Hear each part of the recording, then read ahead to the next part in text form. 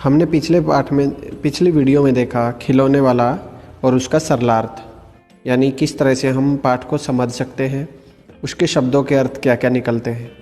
तो आशा करता हूँ आप सभी ने शब्दार्थ बना लिए होंगे कि मुझे कौन सा शब्द मुश्किल लगा था और मुझे आज उसका अर्थ पता है या नहीं पता है। तो उसके बाद हमारे पास आता है, जब हमने पाठ को समझ लिया तो चलो देखते हैं पाठ हमें समझ में आया भी या नहीं।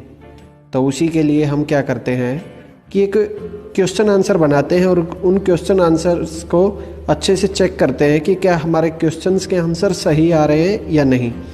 तो हर पाठ के साथ किताब में, हमारे एनसीईआरटी बुक्स में या कोई भी बुक होती है, उसके साथ एक क्वेश्चंस का एक पैटर्न दिया होता है कि एक के बाद एक सीक्वेंस में क्वेश्चंस होते हैं जो हमारे पाठ के बेस पे होते हैं, हमारी खुद की अंडरस्टैंडिंग के ऊपर होते हैं या हमारी कुछ क्रिएटिव थिंकिंग के ऊपर होते हैं, हमारे स्किल्स को इम्प्रूव करने के लिए होते हैं। तो जैसे कि हमारे सामने है खिलौने वाला पाठ। अब इसी पाठ में इसके बाद, पाठ के बाद, कविता के बाद हमें क्वेश्चन आंसर दिए हैं। तो चलिए एक बार हम पढ़ लेते हैं।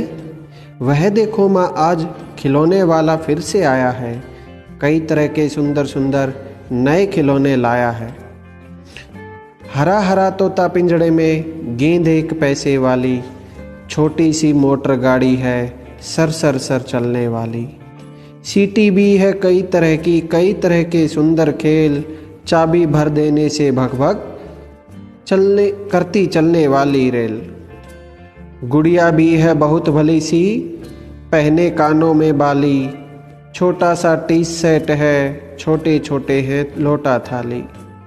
छोटे छोटे धनुष बाण हैं छोटी छोटी तलवार, नए खिलौने ले लो भैया, जोर जोर वह रहा पुकार।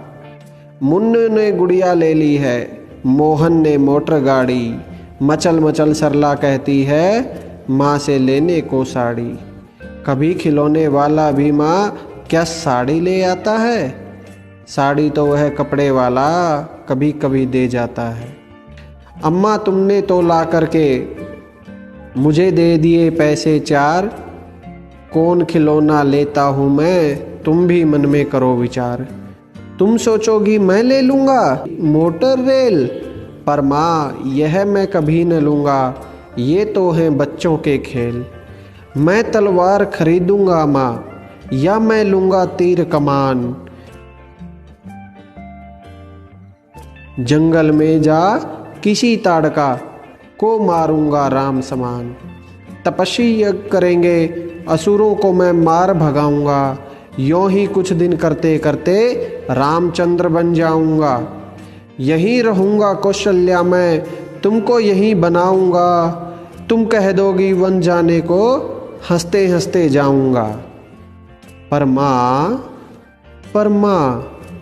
बिना तुम्हारे वन में मैं कैसे रह पाऊंगा, दिन भर घूमूंगा जंगल में, लौट कहाँ पर आऊँगा। किससे लूँगा पैसे और रूठूंगा, तो कौन मना लेगा, कौन प्यार से बिठा गोद में मनचाही चीज़ें देगा। तो कौन प्यार से बिठा गोद में मनचाही चीज़ें देगा। तो ये सुभद्रा कुमारी चौहान जी ने हमारे लिए, बच्चों के लिए, हमारे बच्चों के हिसाब से और बच्चों की थिंकिंग को कितने अच्छे से दिखाया है। तो ये इस कविता को हमने पढ़ा, इसी तरह से हमें कुछ समझ में आता है। तो उसी की जानकारी के लिए कि हमें कितना समझ आया, हमें कितनी अंडरस्टैंडिंग हुई, हम क्या उसके बारे में जानते हैं, या हम हमारे बेस क्या क्रिएट कर रहे हैं, हमारी थिंकिंग कैसा काम करती है, हम उससे भी अच्छा सोच पाएंगे या नहीं, या हमें उसने क्या सीख दी है। तो ये सब चीज़ें सीखने और बताने के लिए हमारे पास क्वेश्चन आंसर्स होते हैं। तो चलिए शुरू करते हैं कविता और तुम के साथ, इसकी हेडिंग के साथ कि कविता को और आपको कैसे जोड़ के दिखाया गया है। इस कविता में हमने देखा कि बच्चा कहता है कि माँ मैं किससे तो रूठूंगा और कौन मुझे मनाएगा। तो उसी तरह पहला ही क्वेश्चन है, तुम्हें किसी न किसी बात पर रूठने के मौके तो मिलते ही होंगे, यानी तुम्हें रूठने के, नाराज़ होने के मौके कभी ना कभी तो मिलते ही होंगे। यानी चांस ऐसा होता होगा कि आप अपनी फैमिली से नाराज़ हो जाते हैं, कभी मम्मी से नाराज़ हो गए, कभी पापा से। तो उसके लिए हमारा पहला ही क्वेश्चन है का पार्ट, अक्सर तुम किस तरह की बातों पर रूठती हो। अब यहाँ पर एक फोकस करना है, रूठती हो। और रूठती शब्द स्त्रीलिंग है, यानी फीमेल फेमिनाइन वर्ड है, तो गर्ल्स के लिए यूज होता है रूठती हो। तो हमारी क्लास में तो बॉयज़ भी हैं, तो बॉयज़ के लिए स्पेशली वर्ड यूज करना होता है रूठते हो, क्योंकि ज़्यादा है। लेकिन गर्ल्स और बॉयज़ सभी के लिए कॉमन भी यूज होगा रूठते हो, क्योंकि वो सभी से पूछा जा रहा है। लेकिन एक कविता को एक अच्छे से समझने के लिए, कई बार बताने के लिए स्पेशली गर्ल्स को बता देते हैं कि ये कविता में चलो गर्ल्स से क्वेश्चन पूछते हैं। तो उसके लिए पूछा गया है, अक्सर तुम किस तरह की बातों पर रूठती हो। अगर मैं यही क्वेश्चन अब बॉयज से पूछूं तो अक्सर तुम किस तरह की बातों पर रूठते हो। ओके, तो यहाँ कॉमन वर्ड यूज करना है रूठते हो।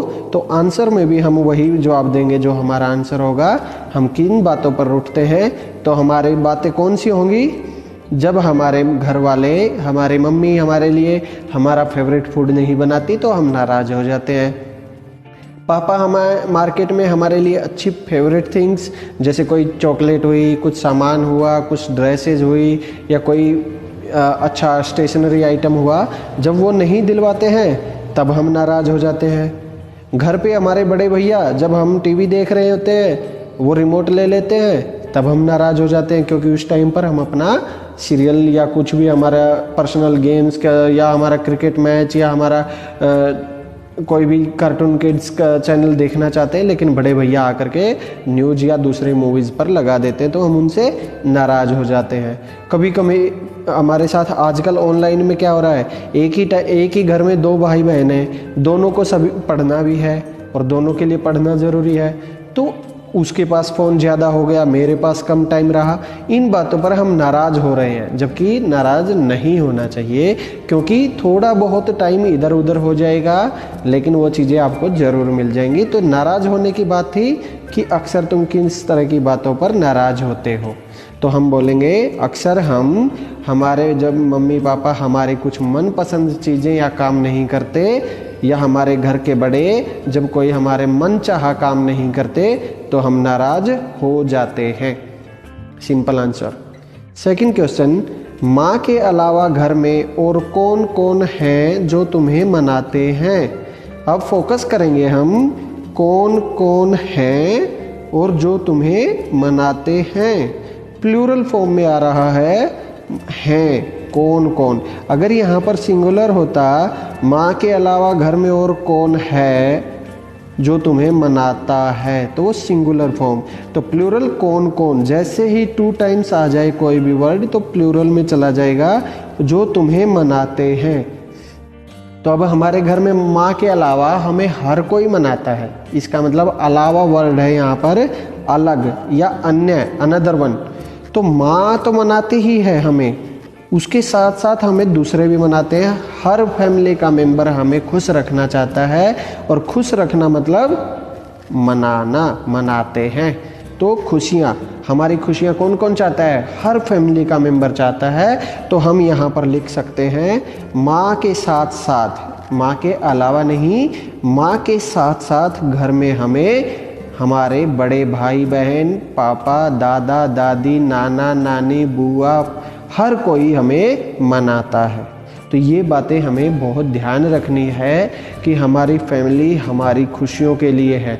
हमारे पेरेंट्स, हमारे बड़े भाई बहन, कोई हमें परेशान नहीं करना चाहता।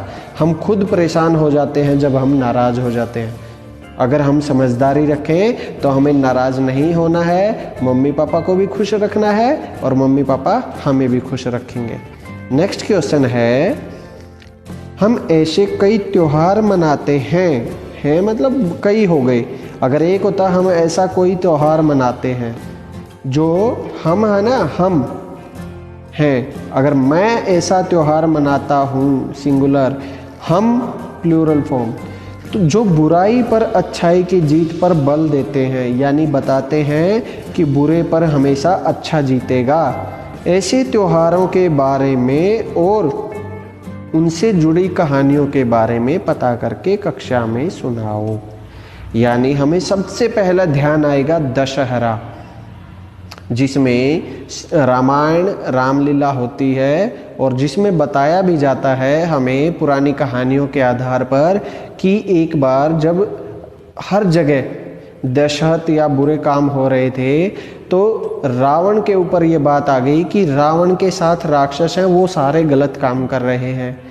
इधर श्री राम और उसके भाई और श्री राम की पत्नी श्रीमती सीता जी जब वहाँ जंगल में गए तो लक्ष्मण ने शूर्पणखा कौन थी? रावण की बहन। तो उसकी नाक काट दी थी कि हमारे साथ बुरा मत करो, हम यहाँ सही हैं। तो रावण ने अपनी बहन के प्यार में कि मेरी बहन के साथ बुरा किया, तो बदला लेने के लिए राम की बीवी सीता जी को उठा लिया। अब इस तरह से रावण ने बुरा कर दिया उनके हिसाब से, क्योंकि वो बहुत सारे बुरे कर्म कर रहे थे। पहले शुरुआत रावण की बहन ने कर दी थी। तो उसके बाद लास्ट में जब रावण मर गया राम के हाथों तो बताया गया कि रावण बुरा था उस समय पर, क्योंकि वो मैं ये कर दूंगा, मैं सबसे बड़ा हूँ, ऐसी चीजें कर रहा था। जबकि राम ने जब उसको मार दिया तो बताया कि राम ने उसको अच्छे के लिए मारा, कि जिसके अंदर मैं अहंकार आ जाता है वो बुरा हो जाता है। तो बुराई पर अच्छाई की जीत थी। तो ऐसी कहानी हमें कक्षा में सुनानी है। तीसरा, तुमने रामलीला के जरिए या किसी कहानी के जरिए रामचंद्र के बारे में जाना समझा होगा। तुम्हें उनकी कौन सी बातें अच्छी लगी? अभी हम देखते हैं रामलीला, राम की लीला यानी उसके काम कैसे कैसे वो उसके जीवन रहा। तो उसके जरिए मतलब थ्रू या फिर अन्य किसी कहानी के थ्रू आपको रामचंद्र जी के बारे में पता चला, तो वो हो गया रामायण के थ्रू, यानी रामायण के एपिसोड्स जो हमने टीवी में देखे। तो हमें उनके बारे में क्या क्या पता चला? मुझे तो ये पता चला भाई, जब आप देखोगे आप भी खुद भी यही चीज़ें फील करोगे कि राम एक अच्छे इंसान थे। अपने पिताजी का कहा माना और मानते ही 14 साल के लिए जंगल में चले गए। मर्यादा पुरुषोत्तम राम थे, यानी पुरुषों में, व्यक्तियों में, आदमियों में अच्छे इंसान थे, सबसे अच्छे थे। और एक राजा भी थे और अपनी लिमिट में रहते थे। ये नहीं कि मैं राजा हूं तो मैं कुछ भी कर सकता हूं, नहीं। तो ये हो गए मर्यादा पुरुषोत्तम राम। भाइयों से बहुत ज़्यादा प्रेम करते थे, सभी भाइयों को बिल्कुल बराबर रखते थे, चाहे उसकी मौसी के बेटे हों या उसका सगा भाई हो। इस तरह से सबके हित के बारे में अच्छा सोचते थे, सबके लिए अच्छा सोचते थे और बहुत अच्छे ज्ञानी भी थे। धनुर्विद्या, धनुष बाण अच्छा चलाना जानते थे, अच्छे तरह से क्या कर्म करने चाहिए, क्या काम करना चाहिए, सब चीज़ों का सही ज्ञान था। तो हमारे हिसाब से आज्ञाकारी बेटा था, अच्छे राजा थे, भाइयों से प्यार करने वाले थे, सबके बारे में अच्छा सोचने वाले थे और ज्ञानी थे। तो ये चीज़ें हमें उनकी अच्छी लगी। नेक्स्ट है, नीचे दिए गए भाव कविता की जिन पंक्तियों में आए हैं उन्हें छांटो। खिलौने वाला साड़ी नहीं बेचता है। चलिए ऊपर चलते हैं, हमारे पास कविता है, खिलौने वाला साड़ी नहीं बेचता है। अभी देखो, बच्चा कहता है, जब सरला ने बोला, मचल मचल सरला कहती है माँ से लेने को साड़ी, कभी खिलौने वाला भी माँ क्या साड़ी ले आता है। तो बच्चा पूछता है ना कि साड़ी ले आता है, तो हमारे लिए ये लाइन हो गई, कभी खिलौने वाला भी माँ क्या साड़ी ले आता है। तो इसमें बच्चा पूछ रहा है माँ से कि खिलौने वाला भी साड़ी लेकर आता है। तो पहला हमारा आंसर होगा, कभी खिलौने वाला भी माँ क्या साड़ी ले आता है। दूसरा, खिलौने वाला बच्चों को खिलौने लेने के लिए आवाज़ें लगा रहा है। हमने पढ़ा ना वो रहा पुकार, तो चलिए कहाँ पर है हमारे लिए वो रहा पुकार।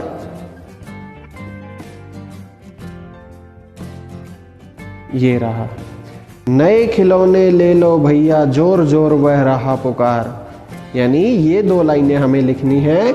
इन लाइनों से हमें पता चलता है कि वो खिलौने लेने के लिए बुला रहा है। नए खिलौने ले लो भैया जोर जोर वह रहा पुकार। तो इस तरह दूसरे क्वेश्चन का भी आंसर मिल गया। अब थर्ड क्वेश्चन देखते हैं, मुझे कौन सा खिलौना लेना चाहिए। ये बच्चा अपनी माँ से पूछता था ना, तो मुझे कौन सा खिलौना लेना चाहिए, उसमें माँ की सलाह चाहिए। चलो देखते हैं। तुम बच्चा कहता है ना, माँ तुम भी करो मन में विचार। तो देखो, मुझे दे दिए पैसे 4। ओके, माँ ने 4 पैसे दे दिए। कौन खिलौना लेता हूँ मैं, तुम भी मन में करो विचार। माँ अब तुम भी सोचो मुझे कौन सा खिलौना लेना चाहिए। तो आगे ना वही बात है, कौन सी लाइन से पता चला, कौन खिलौना लेता हूँ मैं, तुम भी मन में करो विचार। तो ये थर्ड का आंसर हो गया। फोर्थ, माँ के बिना कौन मनाएगा और कौन गोद में बिठाएगा, यानी किससे रूठूंगा कौन मुझे मनाएगा। तो ये बात हमें ये रही, तो किससे लूंगा पैसे, रूठूंगा तो कौन मना लेगा, कौन प्यार से बिठा गोद में मनचाही चीजें देगा।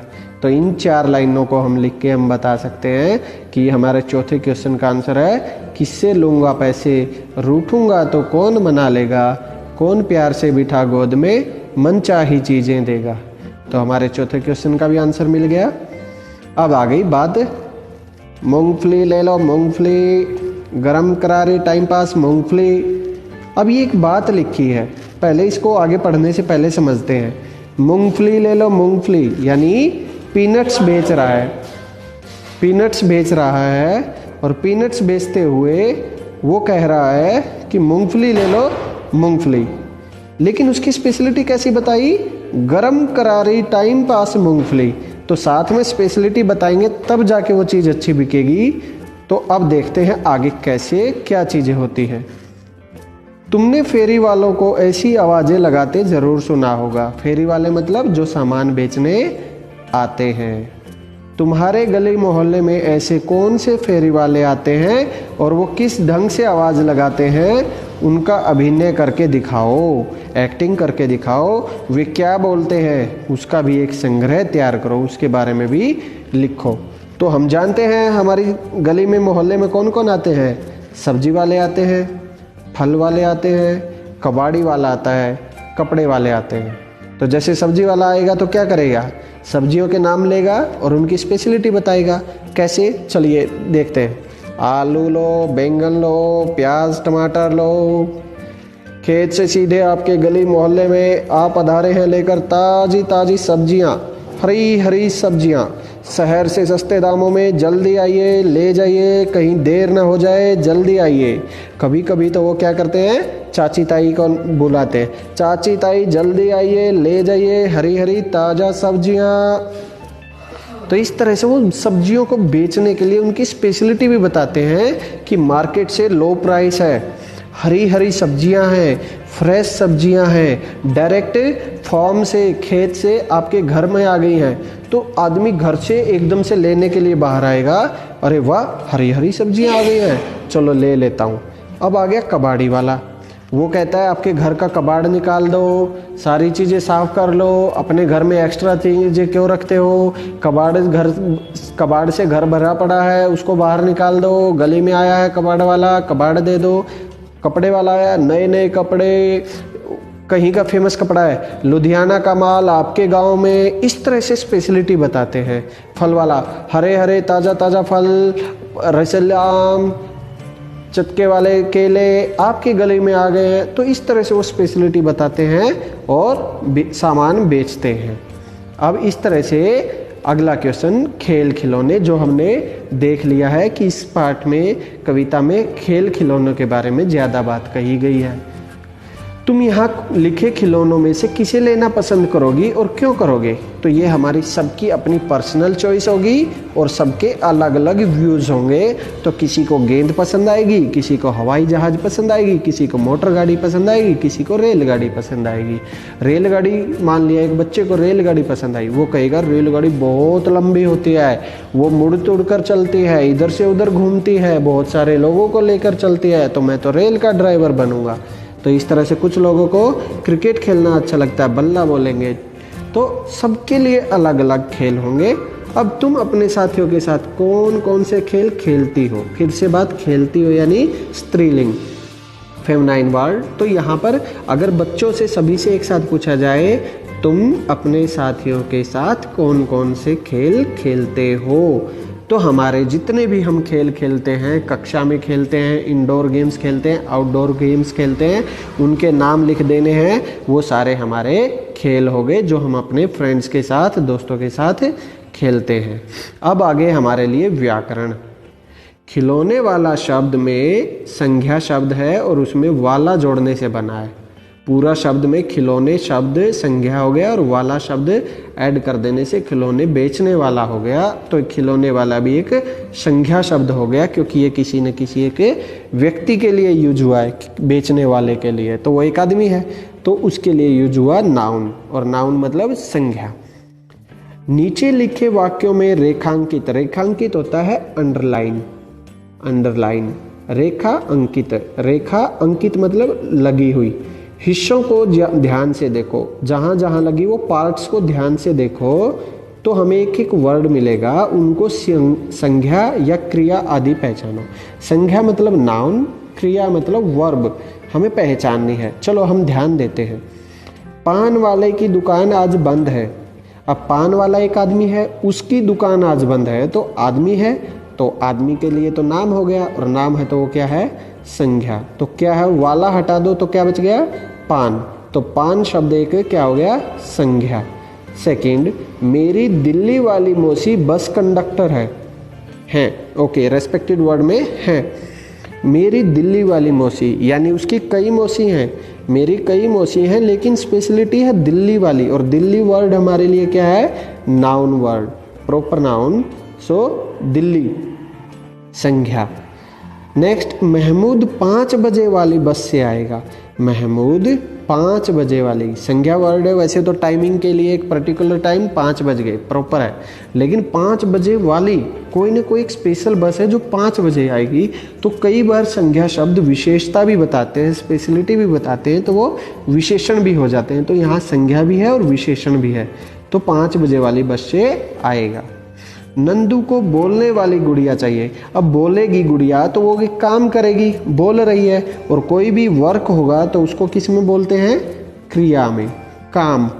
तो बोलने वाली, बोलना वर्ड क्या हो गया, क्रिया, वर्ब। दाढ़ी वाला आदमी कहाँ है, दाढ़ी तो सभी को आ जाती है, तो दाढ़ी एक बॉडी का पार्ट है तो वो उसका नाम है। तो नाम, नाउन, संज्ञा। लेकिन अगर यहाँ होता लंबी दाढ़ी वाला तो उसकी स्पेशलिटी होती लंबी दाढ़ी। इस सामान को ऊपर वाले कमरे में रख दो, ऊपर संज्ञा हो गई, ऊपर जाने वाला नाम हो गया। मैं रात वाली, दिन और रात, रात एक पर्टिकुलर टाइम के लिए दिया है, रात वाली गाड़ी से जम्मू जाऊंगी। तो जैसे 5 बजे वाली थी, यहाँ स्पेशलिटी भी है रात वाली। नेक्स्ट, तुम्हारी रामलीला। क्या तुमने रामलीला देखी है? रामलीला की किसी एक लघु कहानी को चुनकर कक्षा में अपनी रामलीला प्रस्तुत करो, यानी तुम्हें खुद ही एक्टिंग करनी है, जो भी आपने एक एपिसोड देखा है उसके बेस पे, तो अच्छे से उसको याद करके आप एक्टिंग करनी है। अब नेक्स्ट है हमारा कविता में कथा। कविता में कथा, इस कविता में 3 नाम आए हैं, राम, कौशल्या और ताड़का। अब तीनों नाम हमें कहाँ मिलते हैं? पहला ही क्वेश्चन है, ये तीनों नाम किस प्रसिद्ध कथा के पात्र हैं? पात्र होते हैं कैरेक्टर्स, तो प्रसिद्ध यानी फेमस, कथा कहानी या काव्य लिखा हुआ, तो तीनों हमारे मिलते हैं रामायण में। तो रामायण के पात्र हैं। यहीं रहूँगा कौशल्या मैं तुमको यहीं बनाऊँगा। इन कवि पंक्तियों का, इन लाइनों का कथा से क्या संबंध है? यानी बच्चा कहता है कि माँ मैं राम के समान बनूंगा और तुम मेरी माँ कौशल्या के समान बनना, और यहीं रह करके बनना, यानी मैं यहीं रहते हुए अच्छे काम करूंगा, जबकि राम तो जंगल चले गए थे और उनकी माँ उनसे दूर हो गई थी। इस कथा के कुछ संदर्भ यानी कुछ पार्ट्स की बात कविता में हुई है। अपने आसपास पूछकर इनका पता लगाओ। क्या होगा? तपसी यज्ञ करेंगे, असुरों को मैं मार भगाऊंगा।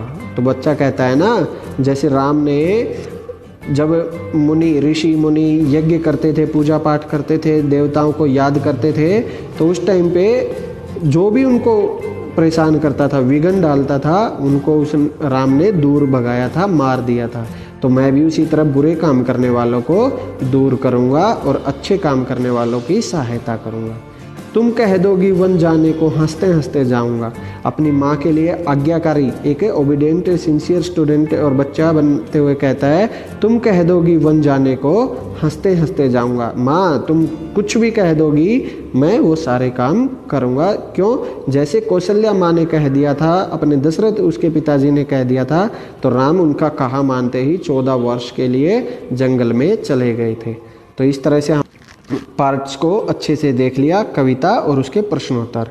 अब इसी के बाद हमारे लिए एक पाठ दिया है ईदगाह, जो पढ़ने के लिए है, और ईदगाह के पढ़ते हुए सुनना है और साथ में एक एक वर्ड कैसे बोला जाएगा, पढ़ा जाएगा, उसके लिए एक नेक्स्ट वीडियो बनाई हुई है जिसमें आप ध्यान से पढ़िए, सुनिए कि ये कहानी क्या है। और ये पाठ आपकी किताब में स्पेशली आपको पढ़ने के लिए दिया गया है, तो जितना ज़्यादा हो सके इसको पढ़िए, आवाज़ कम करके पढ़ने का ट्राई कीजिए। कुछ भी वर्ड गलत होता है दोबारा से आवाज़ करके देखिए कि उस वर्ड को क्या बोल सकते हैं, फिर से उसकी आवाज़ कम करके फिर उसको साथ साथ में पढ़िए।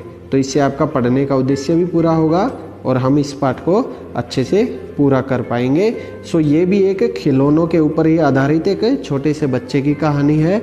जैसी हमारी पिछली पाठ में कविता दी गई थी खिलौने वाला, तो इस तरह से हमारे खिलौने वाला पाठ के प्रश्नोत्तर हमने जान लिए। क्या रहा खिलौने वाला और बच्चा क्या करना चाहता था? राक्षसों को मार भगाना चाहता था। तो खिलौने वाला हमारा पाठ पूरा हुआ। आशा करता हूँ आपको इस तरह से कुछ भी अगर कहीं दिक्कत आई होगी तो कमेंट कर दीजिए, या दोबारा से इस पाठ को पूरा सुनिए, पढ़िए, कोई भी दिक्कत नहीं रहेगी। और ध्यान लगाइए, मज़े कीजिए, अच्छे से पढ़िए, एंजॉय कीजिए। धन्यवाद।